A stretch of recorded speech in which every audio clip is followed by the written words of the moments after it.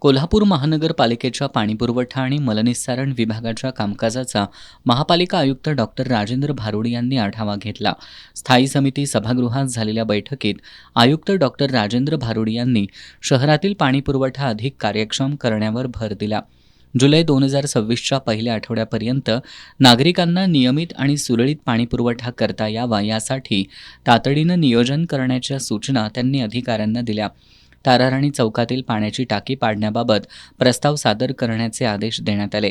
तसंच शहरातील अनधिकृत नळ जोडण्या, सार्वजनिक नळांचा गैरवापर आणि जुन्या वितरण नलिकांवरील कनेक्शन यांचं सर्वेक्षण करून माहिती सादर करण्यास सांगण्यात आलं. गैरवापर आढळल्यास संबंधित जोडण्या बंद करण्याच्या सूचनाही देण्यात आल्या. महापालिकेच्या पाणीपुरवठा विभागानं महसूल वाढीसाठी किमान 100 कोटी रुपयांच्या वसुलीचं उद्दिष्ट ठेवावं असे निर्देश आयुक्तांनी दिले. शहरातील टॉप 50 थकबाकीदारांवर तातडीनं कारवाई करून वसुली करावी आणि ग्रामपंचायतींकडील थकबाकीही वसूल करण्याचे आदेश देण्यात आले. मीटर रीडर यांच्या कामाचे विश्लेषण करून बिलिंग, वसुली आणि अनधिकृत कनेक्शन शोधण्याच्या कामात सुधारणा करण्यासाठी 1 महिन्याचा कालावधी देण्यात येणार आहे. त्यानंतर असमाधानकारक काम करणाऱ्यांवर कारवाई करण्याच्या सूचना बैठकीत देण्यात आल्या.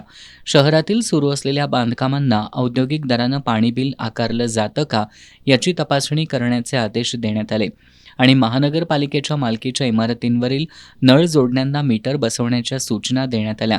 संभाव्य हद्दवाढीत समाविष्ट होणाऱ्या गावांच्या पाणीपुरवठ्याचं नियोजन तयार ठेवण्याबाबतही चर्चा झाली. याशिवाय पाणीपुरवठा विभागाच्या कामकाजाची माहिती सोशल मीडियाच्या माध्यमातून नागरिकांपर्यंत पोहोचवण्यासाठी रील्स तयार करण्याच्या सूचना आयुक्तांनी दिल्या.